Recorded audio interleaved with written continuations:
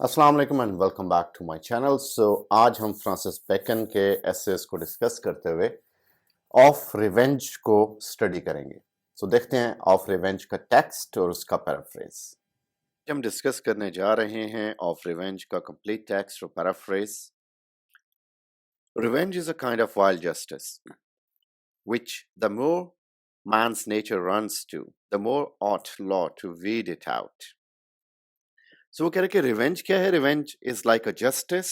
ये एक wild justice है, एक जंगली किस्म का इंसाफ है। और जब इंसान इसकी ये रिवेंज उसकी नेचर में आ जाता है, जितना ज्यादा उतना ही लॉ की जरूरत होती है इसको खत्म करने की। जैसे जंगली जड़ी बूटियों को हम वीड आउट कर देते हैं अपने लॉन में से।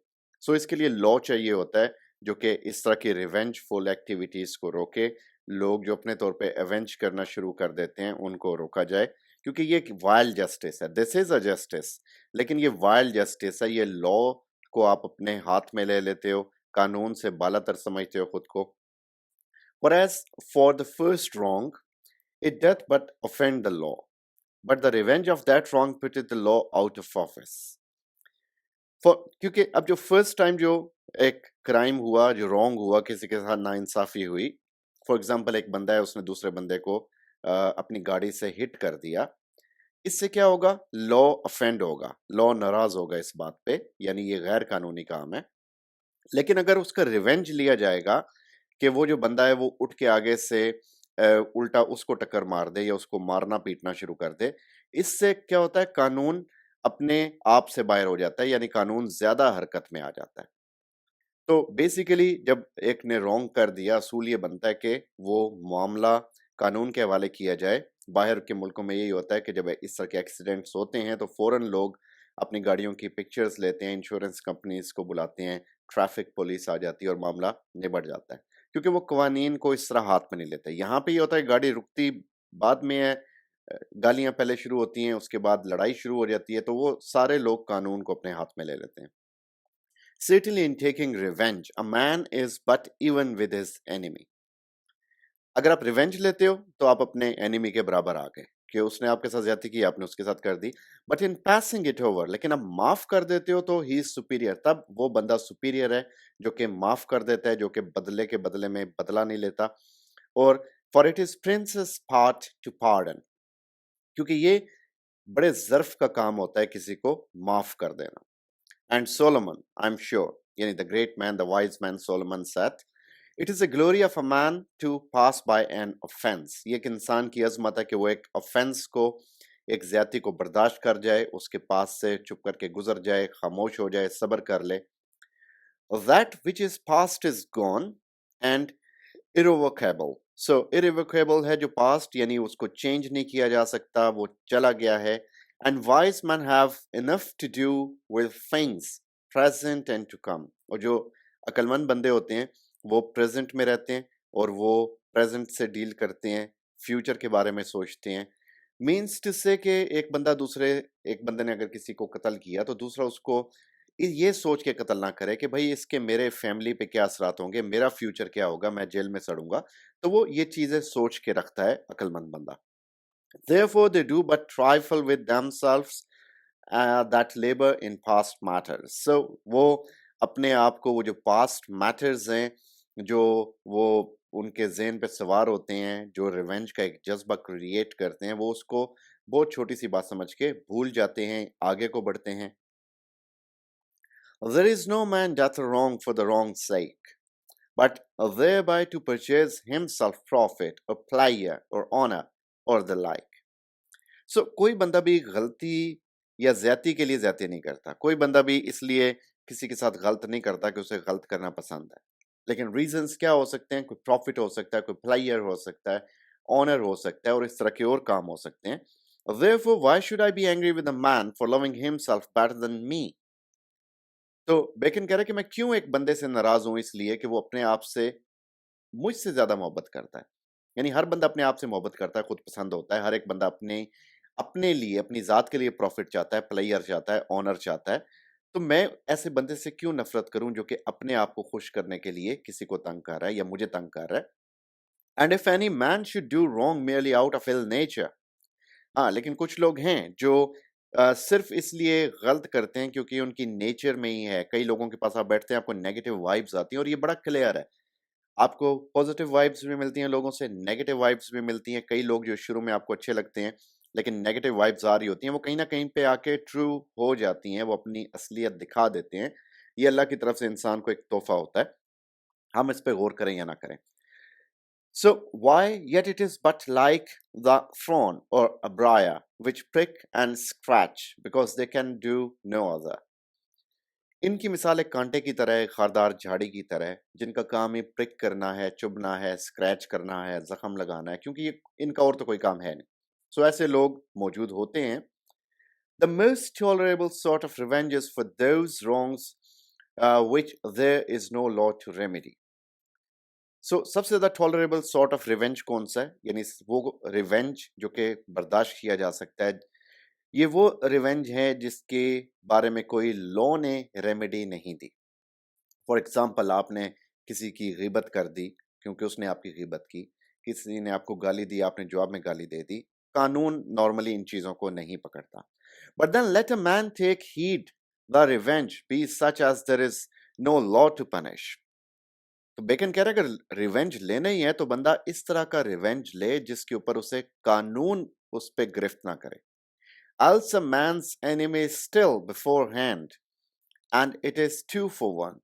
वरना उसका दुश्मन फिर उससे एक हाथ आगे होता है और वो आ, इससे डबल किस्म का नुकसान देता है एक इंसान को। उसके जवाब में सिर्फ एक जो है वार उसको बर्दाश्त करना पड़ता है। मसलन एक बंदे ने कत्ल कर दिया, सो दूसरे बंदे ने उसके जवाब में कत्ल कर दिया और उसके हवाले से चूंकि कानून इस पे पनिश करता है, तो जिसने जवाब में कत्ल किया उसे सजाए मौत या उम्र कैद हो गई। तो इसने दोहरा नुकसान भरा।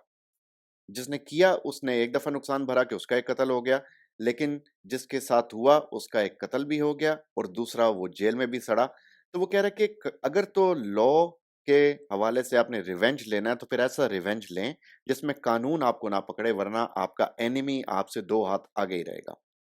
आपके रिवेंज लेने के बावजूद सफर आप ही करेंगे। Some, when they take revenge, are desirous the party should know whence it comes. और कुछ लोग ऐसे होते हैं जो रिवेंज ले रहे होते हैं, तो उनकी कोशिश होती है कि अगली पार्टी को बताएं कि ये बदला किस चीज का है। अक्सर मूवीज में आपने देखा होगा कि हीरो जो है वो बेशुमार बदले इकट्ठे करके बैठा होता है फिल्म के एंड तक। 3 घंटे की फिल्म होती है, 3 घंटे वो बदले इकट्ठे करता रहता है। एंड में आके विलन को पकड़ के ये मुक्का मेरी माँ के लिए, ये मुक्का मेरे बाप के लिए, ये मुक्का मेरी बहन के दुपट्टे के लिए। तो वो इस सेंस में वो उनकी ख्वाहिश होती है कि वो अगले बंदे को बताएं कि अगले को वो पेन दे रहे हैं, तकलीफ दे रहे हैं, तो क्या रीजन है उसकी। This is the more generous, for the delight seemed to be not much in doing as the hurt as in the making the party repent. और ये थोड़ा सा जेनरस तरीका है कि कई लोग जो होते हैं वो उन्हें तकलीफ देने में मजा नहीं आता, बल्कि वो अगली पार्टी को रिपेंट करता हुआ देख के प्लायर फील करते हैं। But base and crafty cowards are like arrow that flight in the dark. पहले उसने बात की उन लोगों की जो फेस टू फेस आते हैं, लड़ते हैं और उनको बताते हैं कि हम क्यों रिवेंज ले रहे हैं। लेकिन कुछ लोग ऐसे भी होते हैं जो बड़े कमीने होते हैं, बड़े तेज तरार लेकिन कॉवर्ड्स होते हैं। वो उस तीर की तरह होते हैं जो अंधेरे में चलाया जाता है, तो वो छुप के वार करते हैं। Cosmus, the Duke of Florence, had a desperate saying against perfidious or neglecting friends, as if those wrongs were unpardonable. जिस हमारे फ्रेनेमीज होते हैं, फ्रेंड लाइक एनिमीज या एनिमीज लाइक फ्रेंड्स, उनके बारे में ड्यूक ऑफ फ्लोरेंस जो था कॉस्मस, उसने कहा कि यानी you shall read saith he that we are commanded to forgive our enemies but you never read that we are commanded to forgive our friends. ये तो आपने पढ़ा होगा कि अपने दुश्मनों को माफ कर देना चाहिए, लेकिन ये कहीं नहीं पढ़ा होगा कि अपने दोस्तों को माफ कर देना चाहिए, क्योंकि वो कहा जाता है कि एक बेवकूफ दोस्त से एक अक्लमंद दुश्मन बेहतर है। तो वो कह रहे कि जो दोस्त गलती करते हैं वो ज्यादा वल्नरेबल साबित हो सकती है। But yet the spirit of job was in the battered tune. लेकिन जो जॉब की स्पिरिट, जॉब हजरत अयूब को कहा जाता है जो कि अपने सब्र की वजह से मशहूर थे। बाइबल में उनका नाम जॉब है। Shall we, said he, take good at God's hand, and not be content to take evil also, and so of friends in a proportion?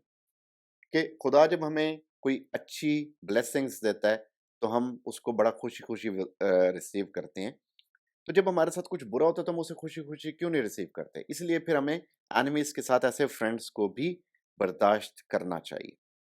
हज़रत अय्यूब अपने सब्र की वजह से मशहूर थे।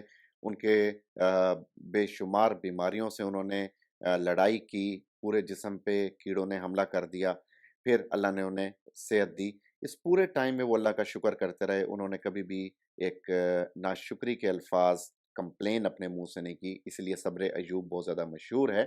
तो उन्होंने यही कहा कि जब हम अल्लाह से नेमतों पे शुक्र कर सकते हैं या नेमतें हम उससे खुशी-खुशी ले लेते हैं, तो फिर जो कई तकालीफ हमारे हिस्से में लिखी हैं, उनके ऊपर हम खुश क्यों ना हों? This is certain that a man that studieth revenge keeps his own wounds green. ये बड़ी एफोरिस्टिक किस्म की लाइंस हैं, सारी लाइंस एफोरिस्टिक हैं, लेकिन ये बहुत इंपॉर्टेंट हैं कि वो बंदा जो रिवेंज को जिंदा रखता है, वो अपने जख्मों को सरसब्ज रखता है, उसको उसके जख्म याद रहते हैं, which otherwise would heal and do well. अगर वो रिवेंज के बारे में ना सोचे, उन नाइंसाफियों के बारे में ना सोचे, तो वो ठीक भी हो सकता है। लेकिन चूंकि उसके माइंड में एक विंडिक्टिव किस्म की अप्रोच है, एक इंतकामी अप्रोच है, तो उसके जख्म कभी भी भरते नहीं हैं, हरे रहते हैं। Public revenges are for the most part fortunate, as that for the fair death of Caesar, for the death of Pertinax, for the death of Henry the Third of France, and many more.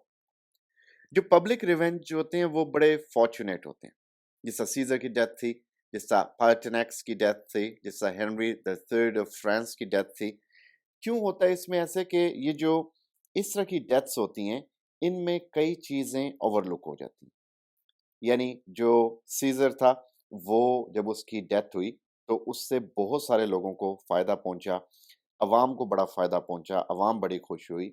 जो Roman emperor था पर्टिनेक्स, सो ये इसके हवाले से बहुत सारे लोग थे जो इससे खफ़ा थे, इससे जान छुड़ाना चाहते थे।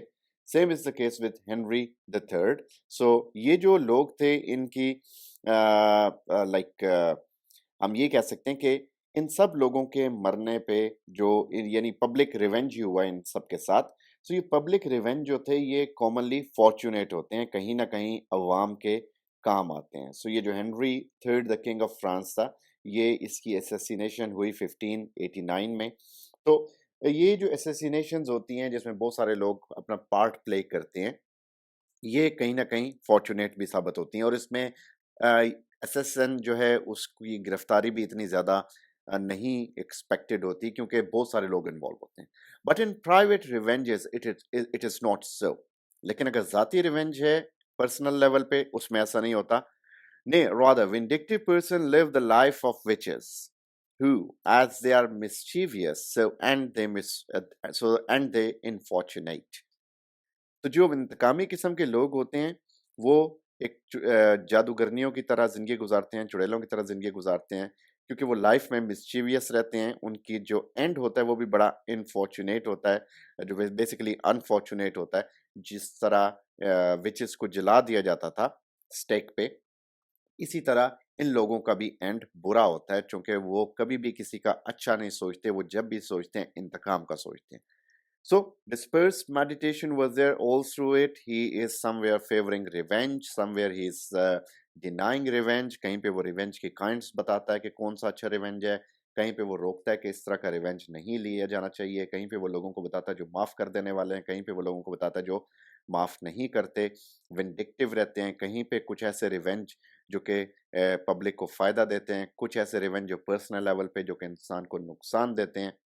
सो dispersed meditation were all there. उसने रिवेंज लेने का तरीका भी बता दिया, उसने ये भी बता दिया कि किस तरह रिवेंज लें, किस तरह रिवेंज लेते हुए कानून से बच के रहें और किस तरह आपको नुकसान हो सकता है रिवेंज लेने से। So this was of revenge by sir Francis bacon.